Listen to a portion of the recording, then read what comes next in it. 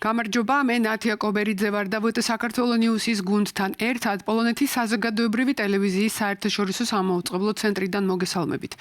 დიდგორობა როგორც პროპაგანდის იარაღი, საწვავი ოკუპირებულ აფხაზეთში და თომას ჰენდრიკ ილვესის ექსკლუზივი. გიამბობთ ვარშავიდან. ქართული ოცნება დიდგორობის დღესასწაულსაც პროპაგანდისთვის იყენებს. 12 აგვისტო როგორც დიდგორის ომში გამარჯვების დღე პარლამენტის თავმჯდომარემ შალვა პაპუაშვილმა 2008 წლის 12 აგვისტოს დაუპირისპირა. სწორედ 2008 წლის 12 აგვისტოს საფრანგეთის პრეზიდენტის ნიკოლა სარკოზის მიერ ჩამოტანილი 6-პუნქტიანი სამშვიდობო გეგმა პაპუაშვილისთვის კაპიტულაციური დოკუმენტია. შუა საუკუნეებში სრულიად სხვა ისტორიულ და ტექნოლოგიურ ეპოქაში მომხდარი მოვლენა დავით აღმაშენებლის მიერ თურქ-სელჩუკებზე ისტორიული გამარჯვება ქართული ოცნებისთვის არის არგუმენტი, რომ 2008 წლის 12 აგვისტოს დადებული სამშვიდობო ზავი ნაციონალური მოძრაობის დროინდელი საქართველოს ხელისუფლების მარცხია.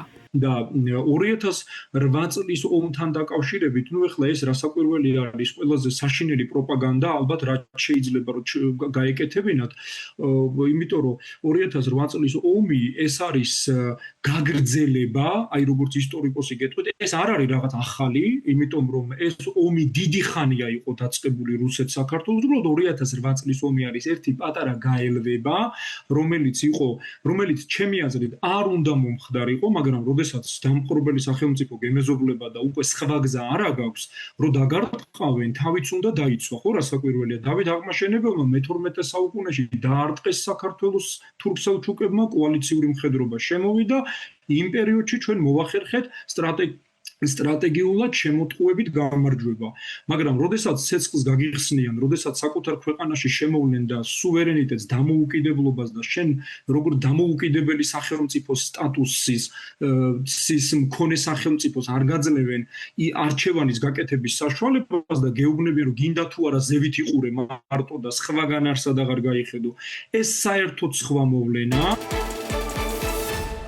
საქართველოს კონტროლირებადი ტერიტორიიდან ოკუპირებულ აფხაზეთში საწვავი შეიტანეს. ინფორმაციას ირაკლი კობახიძე ადასტურებს. კობახიძის თქმით, ტრანსპორტირება არა მთავრობამ, არამედ ბიზნესმა განახორციელა. კობახიძე აცხადებს, რომ ეს არ ეწინააღმდეგება ოკუპაციის შესახებ კანონს. ოკუპირებულ აფხაზეთში საწვავის დეფიციტი ბოლო დროს რუსეთიდან მიწოდების შეფერხების ფონზე გაჩნდა. შეგახსენებთ, რომ ბენზინი სტრატეგიული მნიშვნელობის პროდუქტია და მთავრობის ნებართვის გარეშე ვერავინ შეძლებდა მის შეტანას ოკუპირებულ მხარეში. უკრაინული დრონების დარტყმის შედეგად ნოვოროსიისკში დაიღუპა 2 ადამიანი, მათ შორის 8 წლის ბავშვი, ხოლო 8 ადამიანი დაშავდა.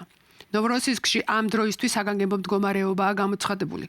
დაზიანებულია საცხოვრებელი სახლები, საწარმო ობიექტები და სკოლის შენობა. დარტყმამ ქალაქის საპორტო და ენერგეტიკულ ინფრასტრუქტურასაც მიაყენა ზიანი. მუშაობა შეაჩერა 2 მსხვილმა მარცვლეულის ტერმინალმა. იერიში განხორციელდა რუსეთის სხვა ქალაქებსა და ოკუპირებულ ყირიმზეც. პარალელურად რუსეთმა ღამით უკრაინას ბალისტიკური რაკეტებითა და დრონებით შეუტია. დარტყმები კიევის რეგიონს, ოდესას და ხარკოვს შეეხო. ხერსონის რეგიონში კი 2 ადამიანი დაიღუპა.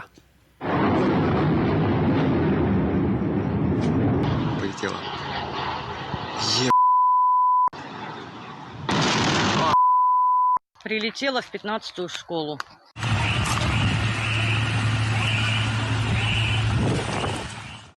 წლის ომის 18 წლის თავს ამ ომის შესახებ ექსპონატების გარეშე ხდება ოკუპაციის მუზეუმი თბილისში.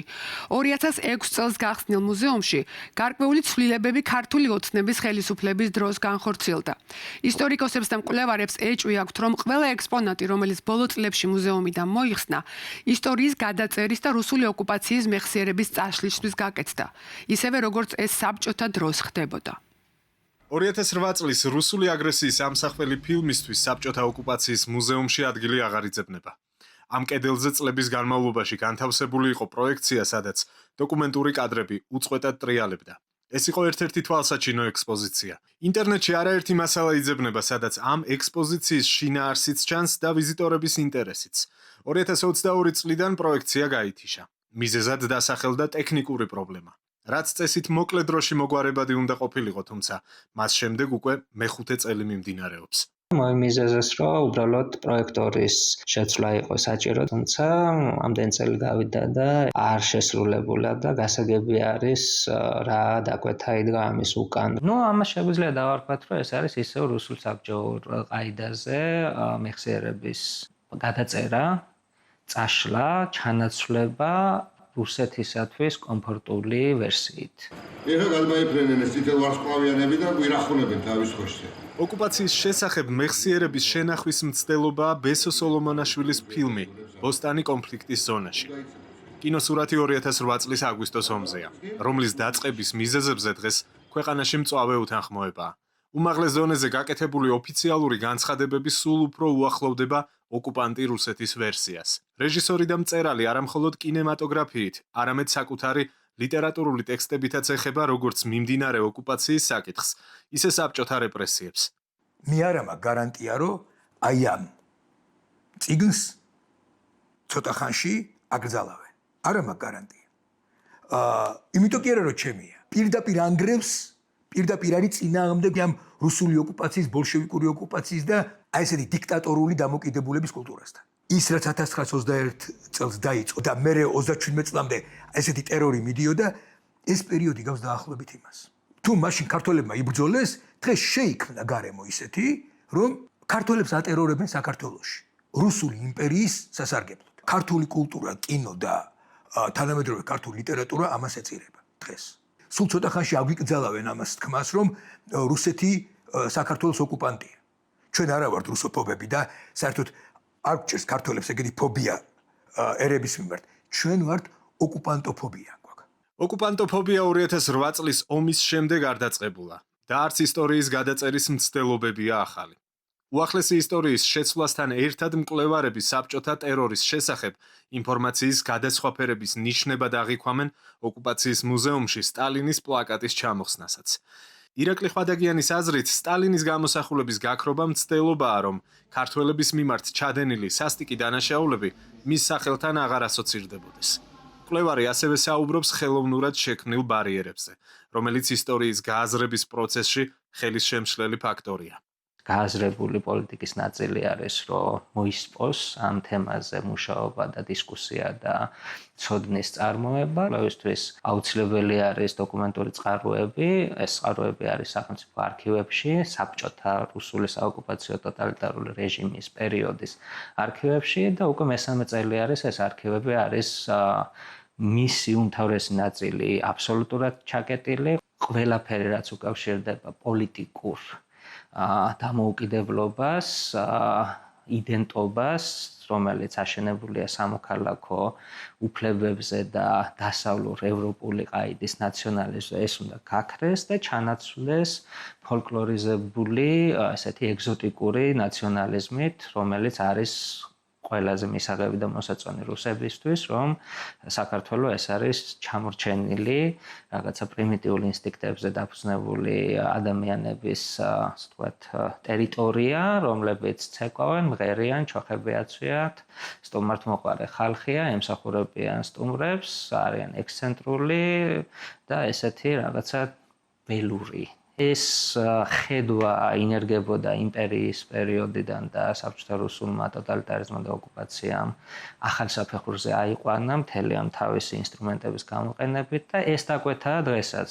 სამეცნიერო წრეებში თანხმდებიან, რომ პუტინის მიერ რუსეთის იმპერიის აღდგენის გაცხადებული პოლიტიკის ფონზე ისტორიული ფაქტების ცოდნა და სწორად შეფასება კრიტიკულად მნიშვნელოვანია. ამიტომაც მათთვის საგანგაშოა, რომ ჯერ კიდევ არასრულად შესწავლილი საბჭოთა ტერორის ისტორია არქივებშია ჩაკეტილი, ხოლო იმ მატერიალებს, რომლებიც 2008 წლის ოკუპაციას ასახავს, საჯარო სივრცეებიდან ეტაპობრივად აქრობენ.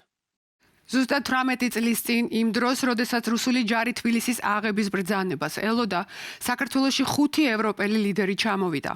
პოლონეთის, ესტონეთის, ლიეტუვას, ლატვიის და უკრაინის ლიდერებმა ომში მყოფ ქვეყანას მხარდაჭერა სიცოცხლის საფრთხის ფასად გამოუცხადეს. 12 აგვისტოს თომას ჰენდრიკ ილვესი, ესტონეთის მაშინდელი პრეზიდენტი, ბთ საქართველოს ნიუსთან ინტერვიუში იხსენებს. პრეზიდენტ ილვეს ჩემი კოლეგა სოფიო ნასლიშვილი ესაუბრა. 2008 წლის თებერვალში ნატოს ბუქარესტის სამიტის წინ თქვენ ამბობდით, რომ ალიანსის შემდგომი გაფართოებისა და მაპის მინიჭების შესახებ გადაწყვეტილებები წევრობის მსურველი ქვეყნების მიერ იქნებოდა გაწეული ძალისხმევის საფუძველზე უნდა ყოფილიყო მიღებული და ნატო შანტაჟს არ უნდა დაჰყოლოდა. 2 თვის შემდეგ საქართველოსა და უკრაინას წევრობის სამოქმედო გეგმა მაპი არ მისცეს, უარი უთხრეს. კიდევ 4 თვის შემდეგ კი რუსეთი საქართველოში შეიჭრა.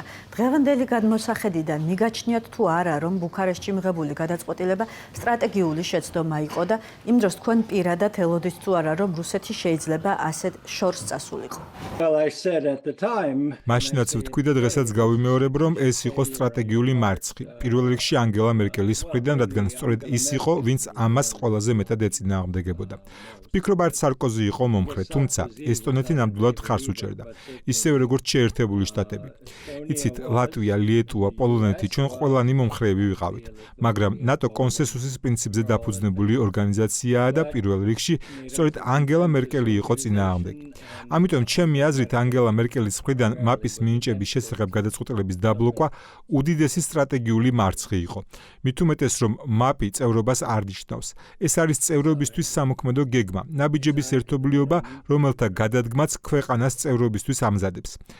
თუმცა ავტომატურად წევრობას არ უზრუნველყოფს, მაგრამ მერკელმა ესეც კი დაბლოკა. თქვენ სხვა ევროპელ ლიდერებთან ერთად საქართველოში ჩამოხვედით მაშინ, როდესაც ომი ჯერ კიდევ მიმდინარეობდა, როდესაც ამ ვიზიტს და მისი დაგეგმვის პროცესს იხსენებთ.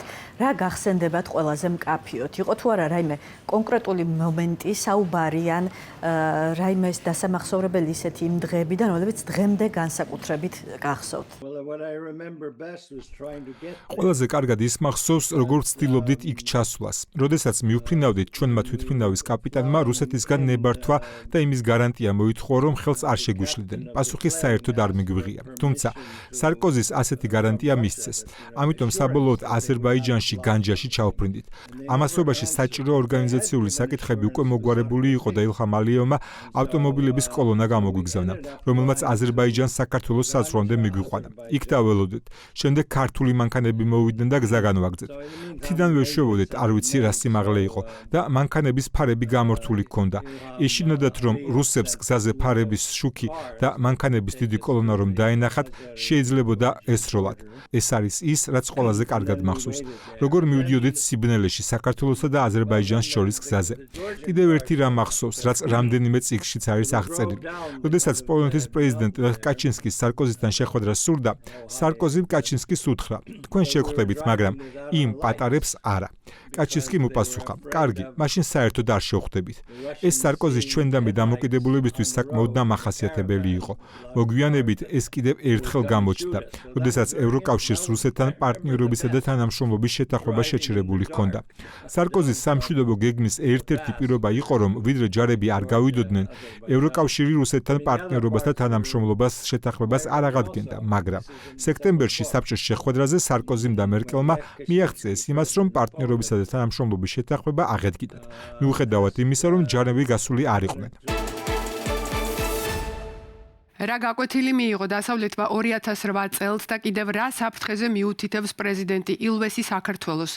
ნახეთ სრულად ინტერვიუ საქართველოს ნიუსის Facebook და YouTube პლატფორმებზე და აქვე გთხოვთ, რომ გამოიწეროთ ჩვენი არხები.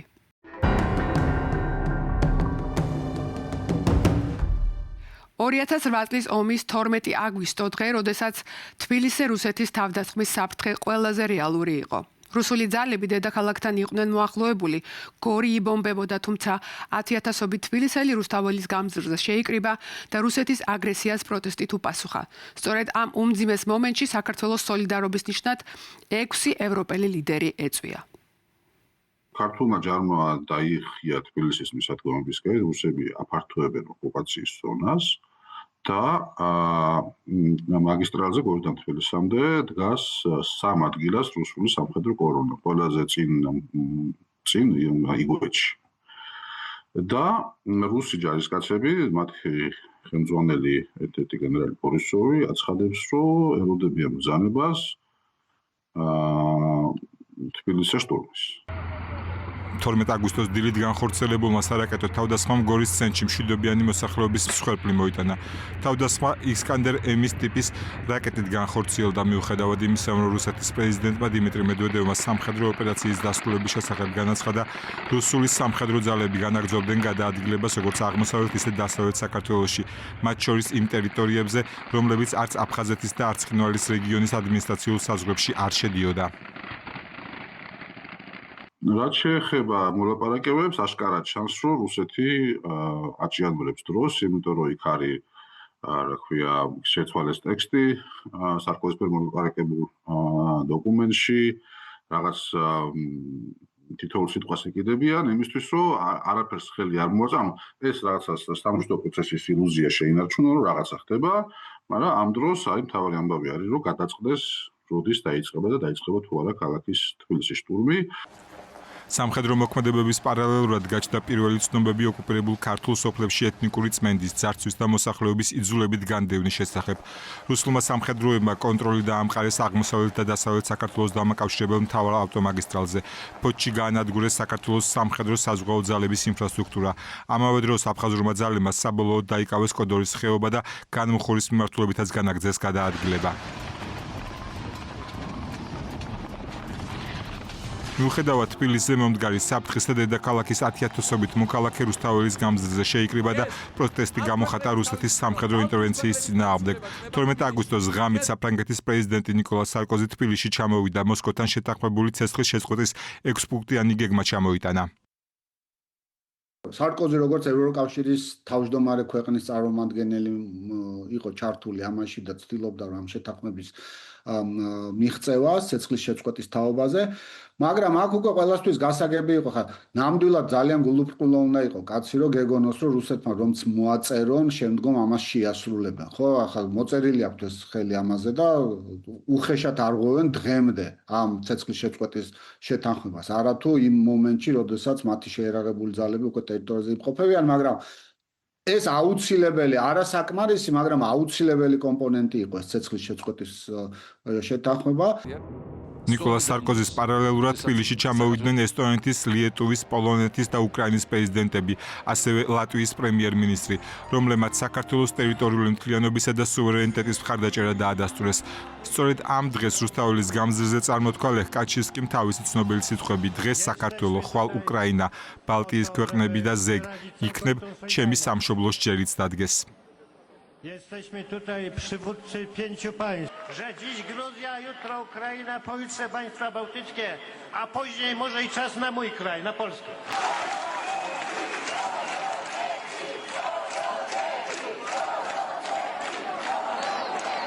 ძალიან დიდი პოლიტიკური მნიშვნელობა ჰქონდა სხვათა შორის აი ჩვენი 6 თავისუფალი ქვეყნის სახელმწიფოს და მთავრობის მეთაურის ვიზიტ თბილისში. ეს იყო დემოკრატიული სოლიდარობის უპრეცედენტო დემონსტრირება და საერთოდ დემოკრატიის სიძლიერე არის там იმაში, რა ქვია, სოლიდარობაში. 12 აგვისტოს ერთ-ერთი ყველაზე მნიშვნელოვანი დღე იყო საერთაშორისო დიპლომატიური პროცესების თვალსაზრისით. საქართველომ გამოაცხადა დამოუკიდებელ სახელმწიფოთა თანამეგობრობის დატოვების გადაწყვეტილება. საქართველოს ხელისუფლებასთან გამართული მოლაპარაკებების შემდეგ სარკოზის ჩამოტანილი სამშვიდობო შეთანხმების ტექსტში ცვლილებები შევიდა, რაც შემდგომში ომის დასრულების მთავარი დიპლომატიური საფუძველი გახდა.